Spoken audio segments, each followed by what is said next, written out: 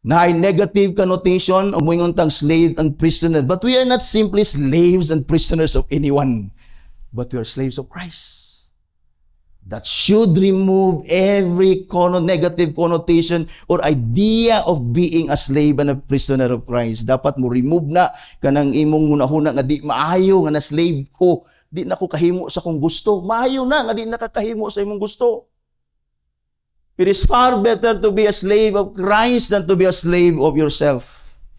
And a slave of sin, and even worse nga mahimo kang slave of Satan as we were before, mga igsoon. So to be a slave of Christ, to be a prisoner of Christ, should remove every negative connotation and idea of being a slave and a prisoner. Because Christ is a gentle, loving, kind, and all good and positive attributes there is for a Lord and a Master are in Christ Jesus tanan.